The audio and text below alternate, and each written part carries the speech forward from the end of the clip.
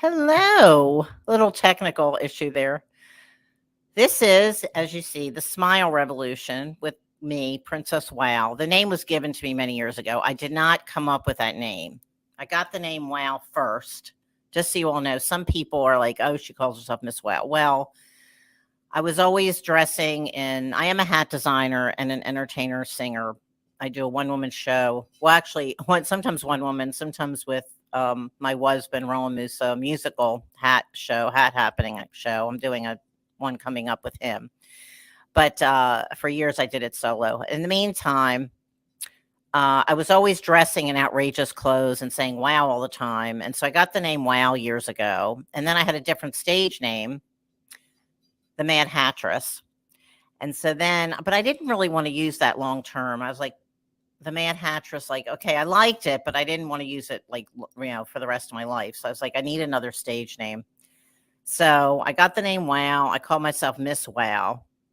And then my friend, actually, Vickery Eckhoff, who was writing for the New York Times, said at the time, you're not Miss Wow, you're Princess Wow. And actually, Richard Beaver, who's a theater director, he gave me the name Wow first. So I said, I really like that. I didn't use it right away, but eventually I did start using it. And it's now pending trademark. I've been using it now for a long time. And so I'm also Mindy Fredkin. Some people only know me as that. Some people only know me as Princess Wow. So I kind of tell you it's AKA. And so here I got a little friend here who wants to say hello. We raise awareness to the healing power of a genuine smile. Sincere smiles only apply. This project started in 2005 when my dad passed away. He gave me his last smile. And that's how this project started. And I've done many things over the years. I had a radio show, and I used to interview musicians and artists and authors. And so I'm really just getting back into it the last year with the pandemic. And I've been doing a variety of shows, like baking shows and dance parties and all kinds of fun things, right? And decided I should, and then I started doing my interview shows. So I decided I should start focusing on one, but we'll see. You never know with me. I could be doing other things too. Because I'm kind of like, I like doing different things, but I love doing interviews. So I have an exciting show today, The Masked Hatter. Have you heard about her? If you haven't, you're going to be amazed. She's like, definitely helps you smile during the pandemic, and she's helped a lot of people smile during the pandemic. So she goes definitely with my mission. And but first, what we're going to do is some quotes here. Oh, well, somebody, I can't help it. Miss Wow wants to say hello. She always likes to say hello to everybody. This is, if you haven't seen my show, and if you have, sorry about that.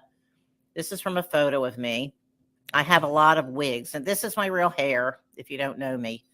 But it's actually from a photo of me. I don't know if you can tell. It's kind of like hard to see, but the little picture is me, my orange dress and my pink wig and hat and everything, and my smile bag. And so she just is so cute and adorable. I have to show her, and she likes to come on the show. And so let's see. I have another one, but I don't know. What do y'all think? I have another. This is me, another image of me. I love the outfit I was wearing, but I don't know. I'm not sure I like her as much, but she is cute.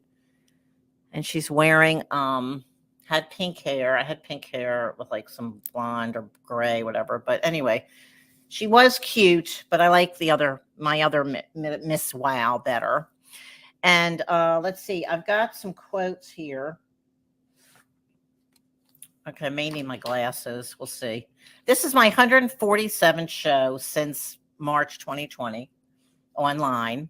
Oh, and I've got my first in-person show after, since 2019, end of 2019, July 17th, Sunday at 4 p.m. Actually, it'd be great at best if people can come at 3:30 and I could start sharp at 4 p.m.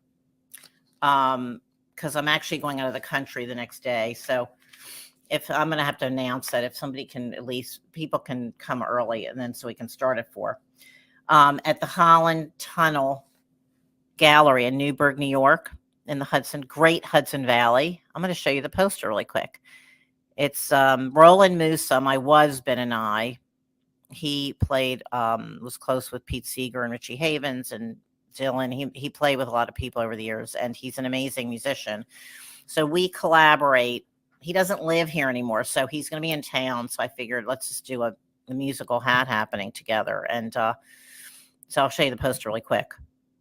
Okay, so that's coming up.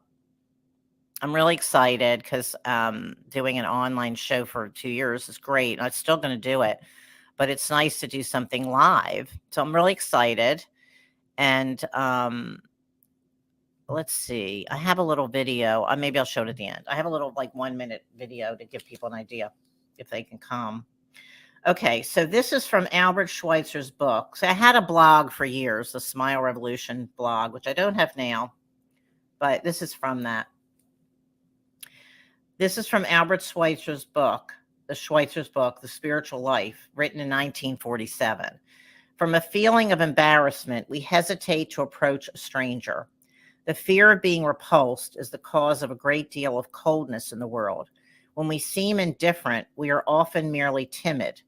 The adventurous soul must break that barrier, resolving in advance not to mind a rebuff. If we dare with wisdom, always maintaining a certain reserve in our approach, we find that when we open ourselves, we open doors in others. Especially in great cities, do the doors of the heart need to be opened. Love is always lonely in crowds. Country and village people know each other and realize some mutual dependence, but the inhabitants of cities are strangers who pass without salute, so isolated, so separate, often so lost and despairing. What a stupendous opportunity is waiting there for men and women who are willing to be simply human. Begin anywhere, in office, factory, subway. There may have been smiles across a streetcar aisle that stayed the purpose of a suicide. Often a friendly glance is like a single ray of sunshine, piercing a darkness we ourselves may not dream is there. Now, I find if you're in the art scene, and like when I lived in New York City, I felt like I would run into people all the time. It's kind of like a small world in New York if you're in this whole, with all these creative people, because I would run into people a lot. And so it didn't really feel, at times I can agree with what he's saying. And other times I was like, well, it kind of feels like a small world, because I would run into people all the time who I knew. Okay, so when I had my radio show, The Smile Revolution in Kingston, New York, 2006, 2008, so, an anonymous person said, "Your show is very uplifting. I keep tuned in till the end of the show. You remind me of the importance of giving a smile and that you're sure to get it back. You make people feel that life is worth living and that they are not alone. You're willing to share ideas that are helpful to others, encouraging people that life can be good. And if we're willing to choose a simple smile, that life can be brighter." And then, hold on one second. Oh, okay. Hold on one second here. Okay, so that's that. And then, sometime I think I read about this, and I've shared this story before, that there was a man in San Francisco who was ready to kill himself, and he was walking over the bridge there, and he said, if one person smiles at me, I'm not going to jump off the bridge. And this woman was jogging by, and she smiled at him, and he didn't jump off the bridge. So that's the power of just a simple smile, So, and I'm not saying it's easy to smile all the time, but if you can focus on the good and be grateful for what you do have, it helps you to smile. And I don't smile all the time. Some people do, but it's about giving and receiving smiles. So I found this book, Field Guide to Happiness, and it says here, give a friend a top 10 list of reasons why he or she is great. Now I got to put my glasses on for this. A lot of people are depressed because they're lonely. They do not have friends or do not cultivate the friendships they do have. We need to be part of a social world, however big or small. It does not matter if it's in your community, your town, in cyberspace, or scattered around over the world. Who are your friends? Pick one friend, make a top 10 list of reasons why you think that person is great. Share this list with the person. It may sound dorky, but he or she will probably love it and cherish the list. This is just one way to cultivate a friendship. Each of us needs to experience a sense of social belonging. And this is from Barbara Ann Kiefer, Finding Happiness in Its Natural Habitat. And then she wrote, patient, kind, hardworking, great father, compassionate son, good friend, great with ideas, strong, willing to try new things, and well-rounded. So I don't know. So I just picked this up. I don't even know where I got it, but it's kind of nice. And then this book, I got this recently, the Smile book. It's a photographic documentation of the extraordinary variety of smiles around us. And it's a celebration of the child in all of us. So it's, I don't know, it's kind of neat. It's like, I'll just show you a few. I don't know if you can see this. I did show it on my last show a little bit, but it actually is really nice. It's from the 70s, this book. Buffy St. Marie, the folk musician, legendary. She was on my show years ago, and she told me about it. And I literally just got the book. And so it's nice. And I always have a photo of a woman smiling in my house. So when you see others smile, it helps you smile. Okay, so I think we're on to the next chapter here, the next segment of my show. And I'm going to show you some photos of the Masked Hatter first. I'll show you, this is her book, just released, I think, 2021. Elizabeth Sobieski, Pandemic Style on the Upper West Side, okay? And she calls herself the Masked Hatter. I'm going to do her bio first, actually, and then I'm going to show you her photos, and then she's coming on. Okay, so she's an arts writer and conceptual artist. Elizabeth Sobieski metamorphosed into the Masked Hatter shortly after the start of the COVID pandemic. Since then, her selfie photographs have been included in exhibitions at the International Center of Photography, the University of Massachusetts, the online platform Photodemic, and at SHIM. After more than 50 days of not emerging from her New York apartment during the height of the pandemic in 2020, when she did appear, her eyes, nose, and mouth were hidden behind newly purchased masks and dark glasses long secreted in a drawer, and her head, like always, was topped with a hat from her extensive collection. She no longer had human features, but found this invisible woman of style a sudden source of intrigue and felt compelled to photograph her. She believed these selfies of her alter identity, the Masked Hatter, would be a limited series, but it's still ongoing and will continue as long as the pandemic rages. Starting this month, one of her images will be hanging in a former cathedral in Venice, Italy, with 2 additional photos, 8x11, available on sale through Artsy and Shim online. A book of her images and essays was published in 2021 by Penser Press. Sobieski studied art at the University of Pennsylvania and the New School, and now works in both New York City and Los Angeles. Pertaining to the Masked Hatter project, she has recently been interviewed by Channel 11 TV News in New York and Sirius Radio and profiled by the West Side Rag. Elizabeth Sobieski is a seasoned interviewer, though far from a seasoned subject, whose work focuses on arts and culture. Her interviews with artists, collectors, and gallerists have graced the cover of the Art Economist magazine multiple times in pieces portraying private public art museums, foundations dedicated to contemporary art, and various profiles of esteemed living artists. Her journalism career has also included profiling philanthropists, actors, musicians, architects, designers, producers, vintners, and car collectors for the Huffington Post and a variety of publications, including New York Magazine, Avenue Magazine, the New York Post, Automobile Magazine, and Cosmopolitan Magazine. Lately, along with continuing her Masked Hatter promenade, she has been writing pieces for Medium on various subjects as well as fiction. She also writes screenplays and is the co-author of a coffee table book titled Blonde, actively seeking a publisher. That's a quite extensive bio, Elizabeth. Very impressive. And now what I'm going to do is show her some of her photos from her book, and then I'll have her on. Okay, so I'll be back shortly. Okay, so let me get her pictures. Okay.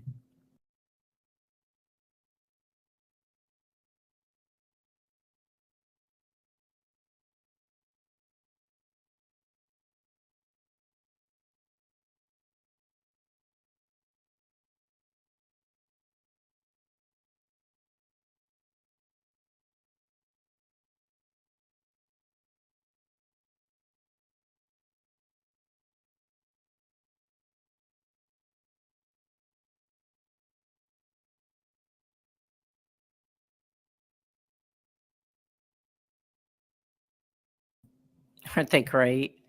Okay, so here she is. Elizabeth, I got to put my glasses on for this. Wait a minute. Hold it 1 second. I got to go a closer. Wait, we got to do a closer version here. I can't. It's like absolutely. Okay. Hello, Mindy. Hello. I can't stop laughing. I mean, I know that's the effect you want and smiling, but it's absolutely fabulous. Now, that hat, is that in the book? I think so. Yeah, I think so. It's a made out of Wonder Bread bags by a milliner named Amy Downs, who used to have a. I remember. Yeah. Yeah. Now she's based in Washington, and she still makes these, but this one is old. But anyway, for the Smile Revolution, I thought I'd wear a smile mask, but of course you can hear me better without it. But this is the first time I've been online without a mask. But I can smile. Great, great, great. That's fabulous. Oh my God, Elizabeth, you're so gorgeous too. And it's just so interesting how you're like covering yourself up, and then we get to see your beautiful face too. Thank you. Thank you. Yeah, well, it's amazing. Like you, I'm a hat head. And unlike you, I'm not a milliner. And unlike Richard Cabey in London, who also makes wonderful hats, who's the source of getting us together. I know. I merely buy hats, but I know. Yeah. But you have like so many hats. It's like, I got to come over. I can't get over all your hats. I do. I have hundreds of hats. I know you do. I know. That's amazing. And you know, I love reading your book is so incredible because you learn so much about all the designers, and it's like you have so much. You learn so much about the Upper West Side and like every designer, because you're also go into like your clothes you're wearing and your jewelry and like everything. It's amazing book. Thank you so much. I love it. It's so great. It was fun putting it together. The whole thing never was meant to be in a book or interviews or anything. It was just when we all started hibernating in March of 2020 and then started coming out the following month, but only for walks. We were all very covered up, and we thought, like, my goodness, we had to sterilize our keys that lived on metal. We didn't do much, but we were very careful and keeping our distance from everyone else. And I was always a hat collector, and I had a lot of glasses in a drawer. Oh, right, your glasses too, right? The glasses. Okay, so you pulled them all out. And then I decided, to start collecting these masks because I figured I'm not buying coffee anymore, and the $4 or $5 I'm saving on coffee, I can spend on fortune. Right. I can spend on masks. And exactly. And so I became a mask collector, and I now have hundreds of masks. And I keep thinking that I have to put them away. I was going to turn them into a collage. I was going to put them under a glass coffee table. Mm-hmm. But now, for example, I'm in Los Angeles right now, and they just announced today that inside masking will probably start again next week. The film and television industry yesterday put it back in place. So I still need my masks. And right. We all do. And in the fall, who knows in the fall? Who knows? Exactly. I know, right. Oh, because all these variants, I know. So now we have, I know. Yeah. So that's interesting to know what's going on in LA. Yeah. Crazy. So you're still going to be the masked hatter for a while. Yeah, I thought it would end, but it's not going to end. Well, so you have all your hats and everything with you, and you're glad you have all your accoutrements in LA, right? I have most of my accoutrements. Not everything, right? But you have a Yeah, lot.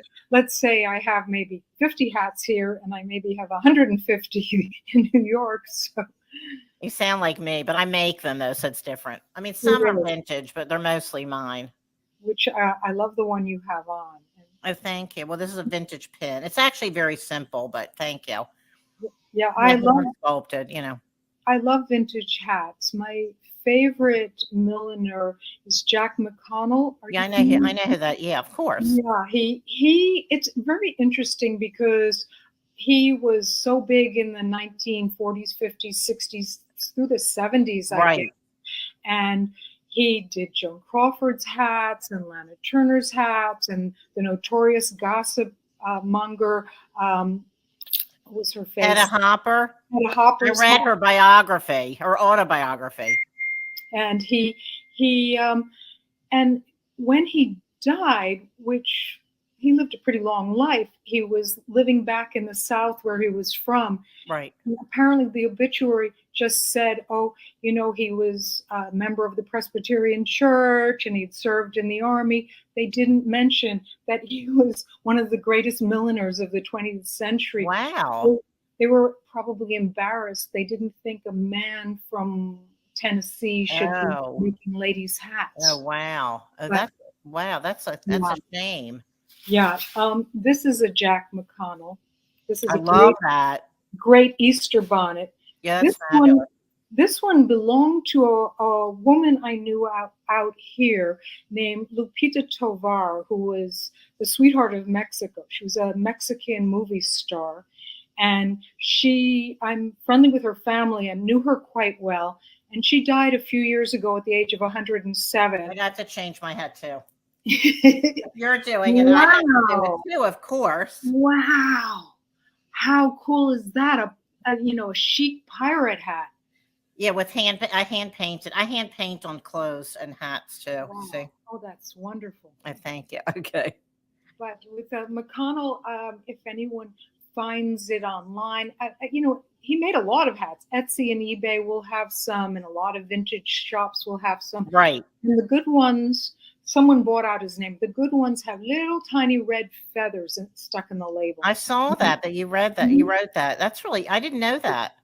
And he worked, with all materials, with straw and felt, and did everything from turbans to sun hats, and was especially good with feathers. I have here. You can see my feather. This is a Mcconnell Feather Hat. Let me see that. Oh wow.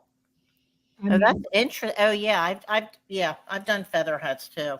I love feather hat. That's beautiful. Yeah. So this I gotta change. I have to do another head too. Wait a minute. Okay, I'm gonna do a beret. Ooh. Very oversized beret. Very chic. Thank you. Chic, Mindy. Okay, thank you. Okay. And this is fun with the hats with you. This is great. This is fun. Isn't this fun? Absolutely. Absolutely. I can't get over all your hats though. They're really, and how knowledgeable you are about all the hats too, that you know in detail about them. Thank the designers. Yeah, there historically there were some, great designers. I mean, Lily Daché, of course, New York based, and supposedly was French, but I've also read that she was really Hungarian. Oh.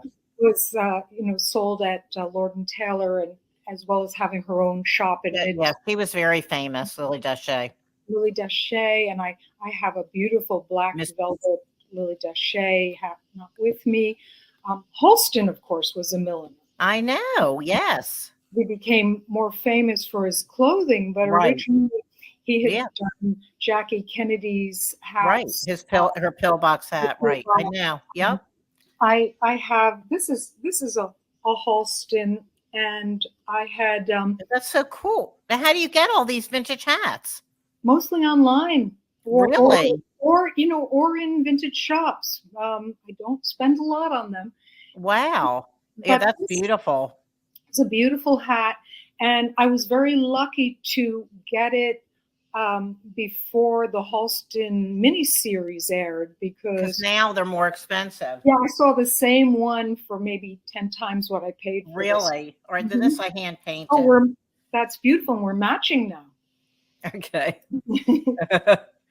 Oh, so that's really neat. Yeah, because now what happened was you saw the series, right? I did. I loved it. I thought Ewan McGregor did a fantastic job, even though he looks. Oh, those are great. Yeah. So anyway, you and I, this is hysterically funny. I love this. He looks nothing like But Halston. he was gorgeous. Yeah, and Ewan McGregor's also gorgeous, but physically such a different type. I mean, Right. Halston was very ectomorphic, and McGregor's very mesomorphic. I mean, no real physical resemblance, but he did a beautiful job. I Yeah. actually met Halston a few times. You did? I did. Oh my God. I went to his apartment to a party once at the Olympic Tower. Oh, that's amazing. There we And go. Cool. oh, I'm gonna say that's oh, cool that's cool. That's cool. That's very cool. that you went to his apartment for a The party. dresses were cool. And actually, I have to say, there was an online magazine called The Yes, and they said that I'm the coolest dressing woman on the Upper West Side. Wow, that's great. It was nice. That is really neat. Well, Yeah. you are. I saw you because at the back of your book you have like your full length, Full length. So which is fabulous. Oh, Oh, well, you and I have got to get amazing. together. Yes, Don't we? We really do. And play dress up. Yes. Oh, yes. So anyway, what I remember at the Halston party was a few months before John Belushi died, and I had a big conversation with him as to whether he should act in a film of the Confederacy of Dunces, which has actually never been made. And Wow. yeah. I'll just put myself over there. How did you? So you had friends who knew him, obviously. How you got invited to the party? No, I was an entertainment journalist, so Oh, you were a journalist, right? Of so course. I got invited, and You were friends. You went everywhere. Okay. I was very young and got invited everywhere. And Oh, that's so cool. that no longer happens. Uh-huh. But Oh, but that's really neat. yeah, That must have been amazing going to that party. yeah. And so you were at like Studio 54, the whole thing, right? Oh, sure. Yeah, right. Oh gosh. Right. So, right. I read you're from New York. Mm-hmm. Yeah. Right. Okay. Are you from New York? No, I'm from Baltimore, Maryland. Baltimore. I was listening to you and some of your interviews, and I was thinking Philadelphia. Well, it's the same. It's a similar accent. That it's the Yeah. O. It's the O's. The O's. Yeah. When I go to Philadelphia, I feel at home. But I haven't lived there in so long. I lived in LA and Eugene, Oregon, and but I've been in New York a long time. And but I still can't. I think I don't even hear it, but I think I haven't lost the Baltimore accent. No. You can still. I know I can't get rid of it. I tried. Philadelphia, do you know the Delakian brothers? I've heard the name. Oh, that's pretty. They made that. Yeah, all hand painted. They used to, and it's That's funny. beautiful. This is a Matisse one, so I of course had a Matisse mask. Well, I love Matisse. I was always inspired by Matisse as a child. But they were making. This is also old. They were making these hand painted, famous artist hats. So they had Van Gogh ones and Picasso ones. And, That's amazing. Just fabulous hand painted hats, and they are still around making art, but they don't make hats anymore. But prior to their coming to, they would sell them on the streets in the street fairs. And prior to them coming to New York and making hats, they were the top animators in Armenia. Wow. So they're very, I've never met them in person, but that's incredible. So how did you, anyways, I saw they're in the book. Yeah. Mm-hmm. They're in the book. Now, how did you get into hats? I have always been into hats. You know that one in the book that was in the International Center of Photography, Dr. Fauci Says So? Yeah. There's a little flowered hat. I've had that one since 8th grade. Oh, so you've always been into hats. And it was vintage at the time. That's amazing. All right, so your whole life you've always loved hats. I've loved hats. Always Okay. with hats. And I know that you and I love hats, but a lot of people don't. They I sort of know. Right. people stopped wearing hats in the 60s. I Like know. in Right. in Sondheim's Company, which is on Broadway again. I haven't seen the new production, but there's a famous line that nobody wears hats anymore, and that Oh, was in that's interesting. 1970. Mhm. But I think in the 70s, I think it came back a little bit. Yeah, there were those kind of floppy hippie Right. The hats. floppy hats, the hippie Yeah. flop. Yeah. And then in the 80s, it started making a comeback too. But not, for just certain people, not like for everybody. But it did. So I started making hats in the late like 89, 90. Mhm. And I was wearing a lot of hats in the 80s in New York. Yeah. And then I got obsessed. I grew up, my sister always liked hats, but I didn't like it as a child. I wasn't, or growing up, I really didn't. Just very rarely did I wear a hat. Yeah. But my sister always had a collection. Yeah. My sister never wears hats, only me. So anyway, I don't know. I don't know. Do you think hats are going to ever come back? Yes. I think so too, because I don't know. I think like since this last 2 years, I kind of feel like, don't you think people want to get more dressed up and look good after Well, wearing we do, but nothing for also 2 years? hats are functional. Like in Australia now, children are not allowed to go to school unless they're wearing hats because of the Really? sun. Uh-huh. Oh, oh, It, that's interesting. it was very interesting because when I was there a few years ago, I noticed that.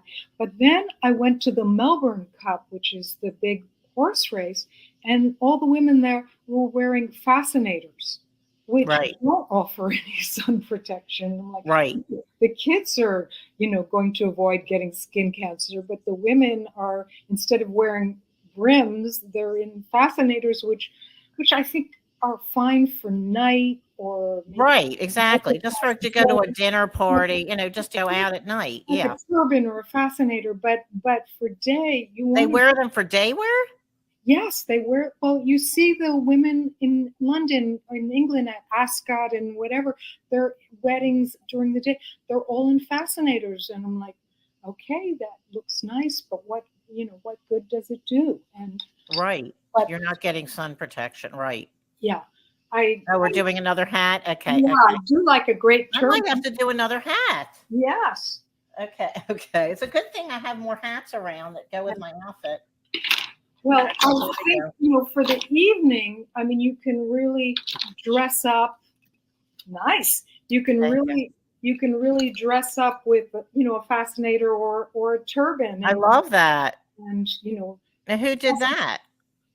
um, ooh, um, I have to put glasses on with you.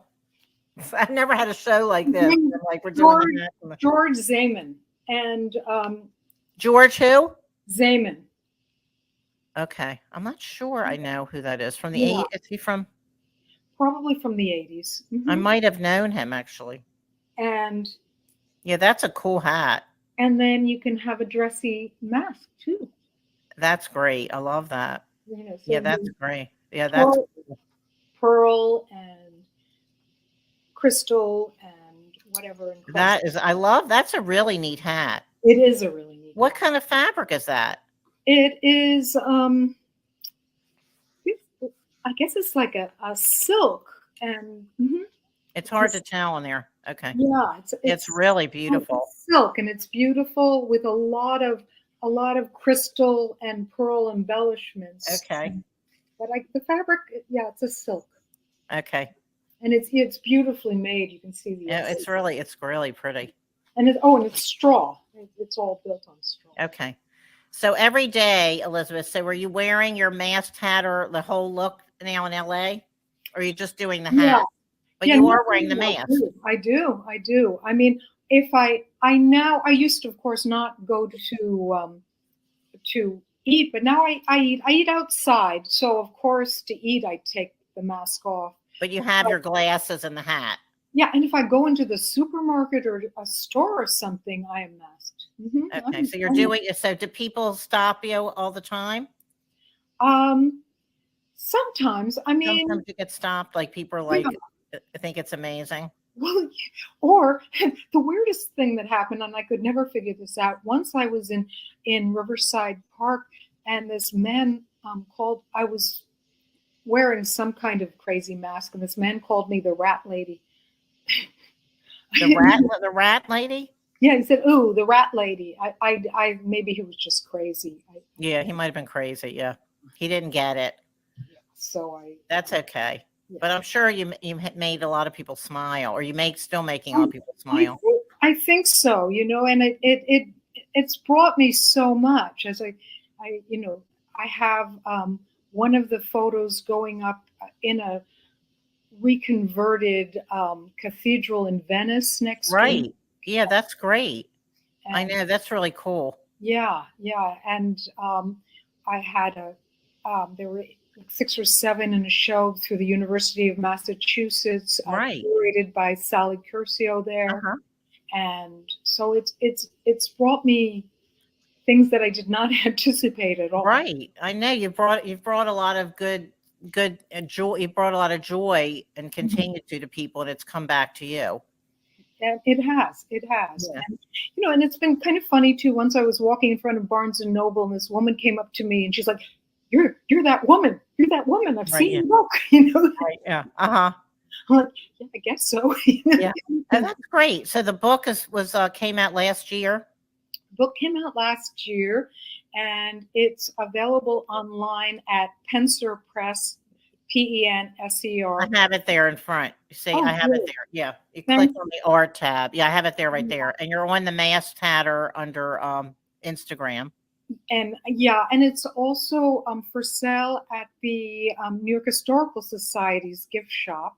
Great. And it's for sale at Sag Harbor Books and Southampton Books and a couple bookstores in LA. And that's cool. Penser Press is the easiest place to get it, and Only Hearts on Columbus Avenue has it. And well, that's really cool. Yeah. That's great. But I'm very proud of being in the New York Historical Society. I know, that's really wonderful. And it's also in the public library on 42nd Street. They bought a copy. Great. The Costume Institute at the Met bought a copy. That's really neat. FIT, that's very prestigious. The library has it. So it's, as I said, it's only brought me good things. Now I sound like I'm bragging. Sorry. No, but it's like really, but it's a wonderful project that you've created. Yeah. So it brings a lot of joy in the midst of all this. So that's great. And, let's see. This is another hat. Okay.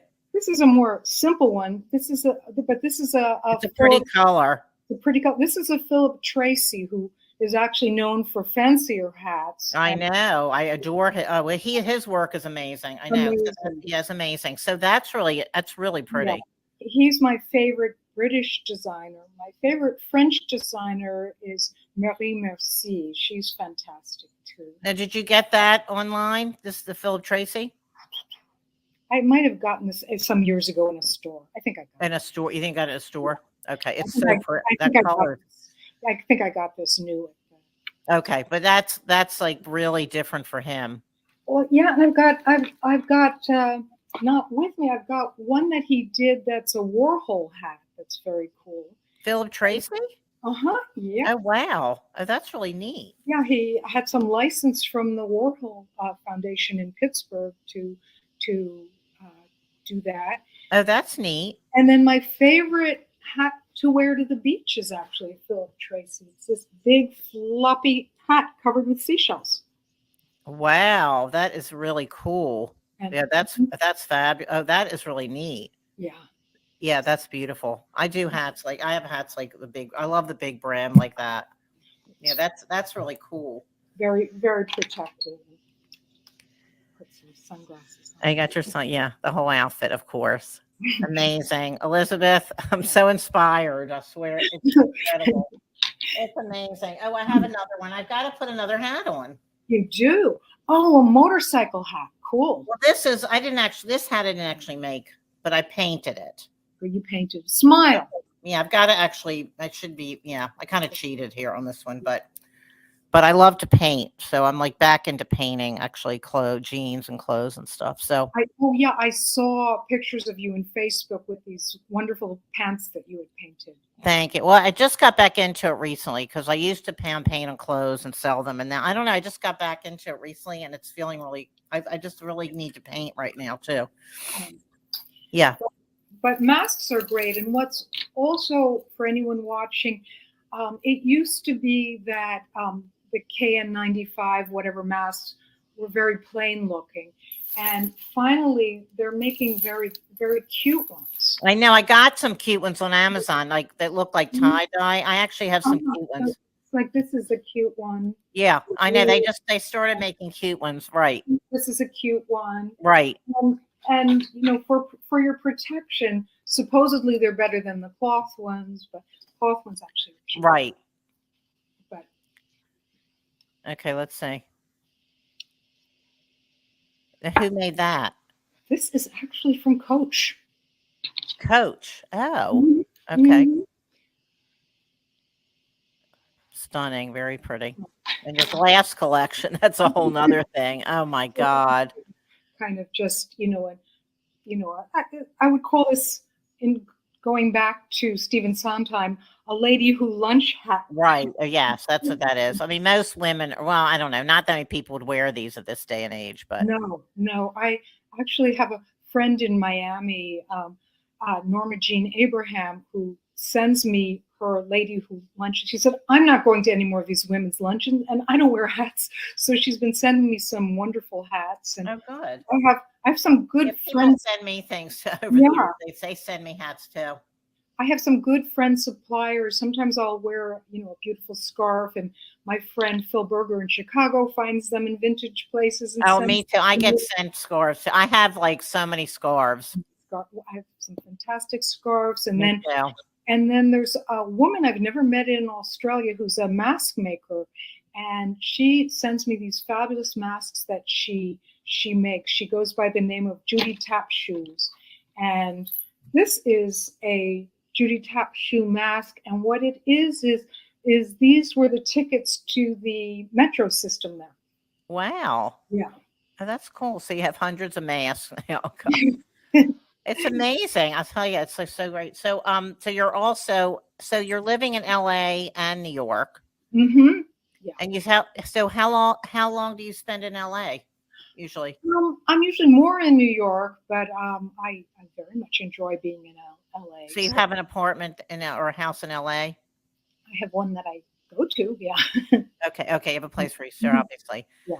Well, that's really neat. So you're writing all day and promoting whatever you're doing, writing different publications, right? Only publications don't exist anymore. But they don't. So you're writing a book. I know you're doing a coffee table book. Yeah, I've been working on a coffee table book called Blonde with my friend Lori Shabtai, and it's about famous blondes. Well, not just famous blondes, but like the history of blonde and blonde hair coloring and how it came about. Oh, okay. And, the sociology of blondes, how blondes are treated by society. Right. Oh, that's interesting. It is very interesting. For example, they are perceived as kind of helpless, even though right. There's like a negative connotation. Yeah. If you look upon so many of the world's great women leaders, they're blonde, but for some reason or another, they did a test at a television station where they had a woman in a blonde wig walk down the street and drop a scarf. And 10 times out of 10, someone picked up the scarf. Then they had the same woman with a brunette wig walk down the scarf. 5 times it was ignored. 3 times they said, "Miss, you dropped your scarf," and only twice did they return it to her. Wow. Now, what about redheads? Oh, I would like to do a book about redheads. Because redheads, I've been a redhead most of my life. I mean, I was born with red hair, but now I'm blue at the moment. But well, I love your blue hair, but redheads are my favorite. Yeah, well, I love red. I may go back to. I'm thinking about going back to either, or maybe just copper, like a lighter red. Redheads are the most interesting people because there's really no difference between blondes and brunettes. They're, in terms of anything you could test with their blood, they're this, they're that, they're the same. But redheads are different. Different. They have a different threshold of pain.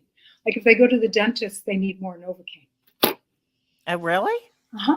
Oh, I never knew that. Yeah, but I was born a redhead, and I've been red most of my life. But then I like colors too. But who made that?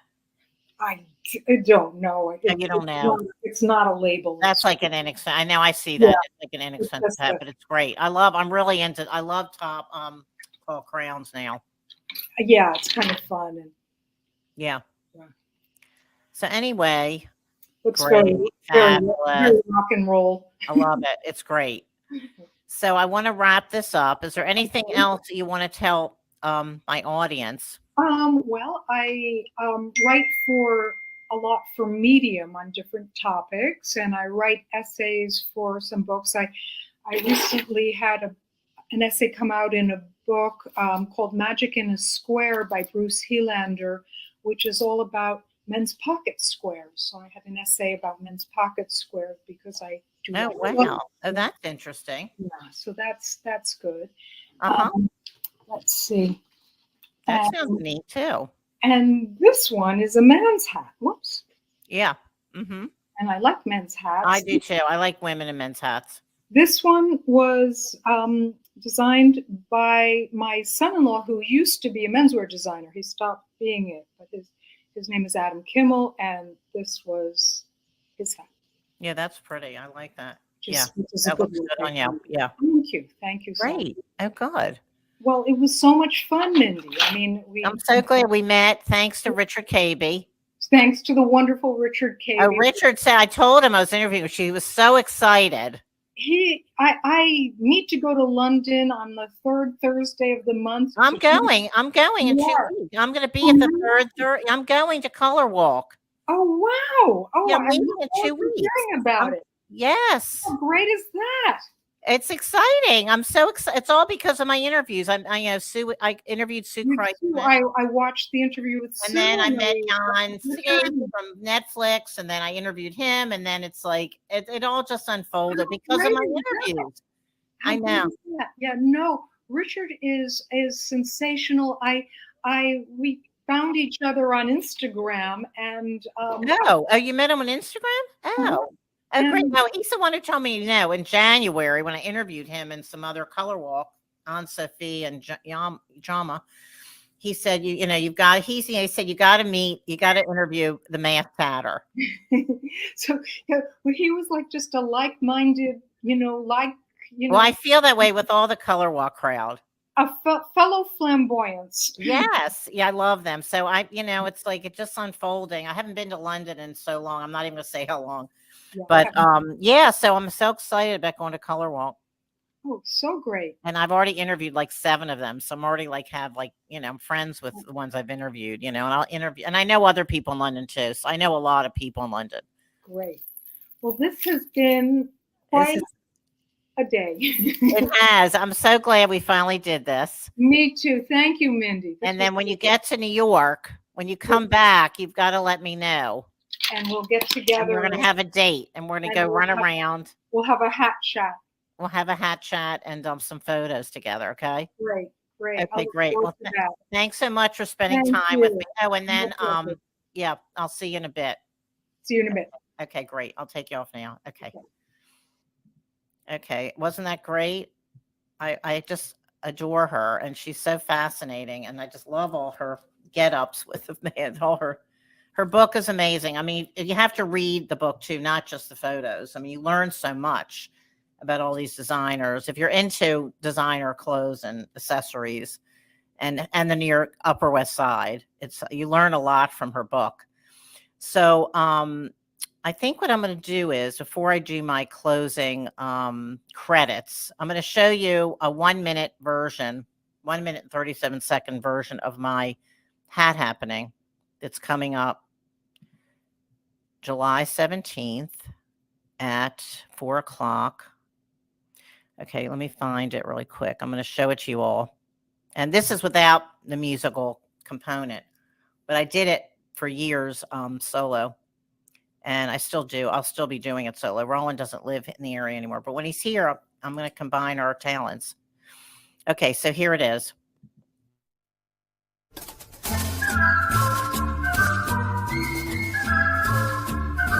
Hi. Okay, so this hat is a hat that I made. You can't be in a bad mood and wear this hat. Okay, what do you think? With the sunflowers, and it's got pears over here. Okay, now who would like to wear this hat? Jane. I look like Minnie Pearl in this hat. All right, now let's see here. You want to dance with me? You can do a little dance.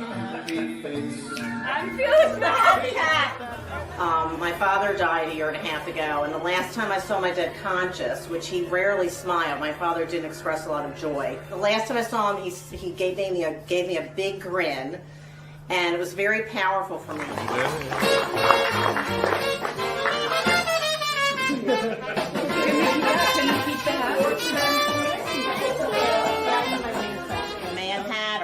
Okay, there we go. We got the Mad Hatter now. Right.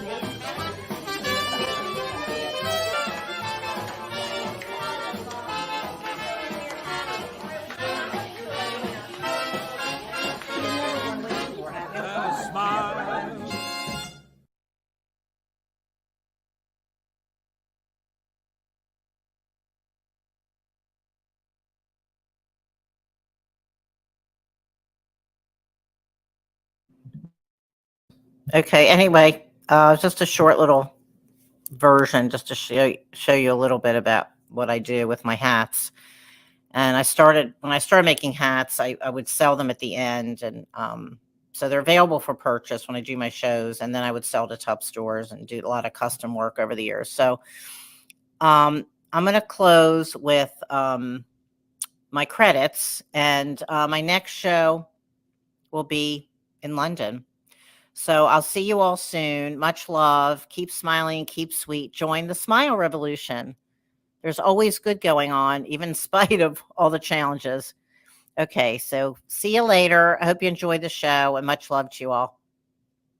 It's called the Smile Revolution that comes, goes round and back to you.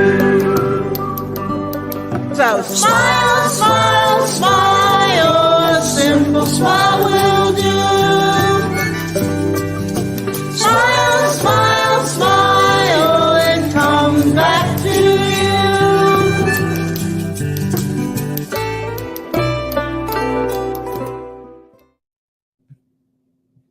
Bye.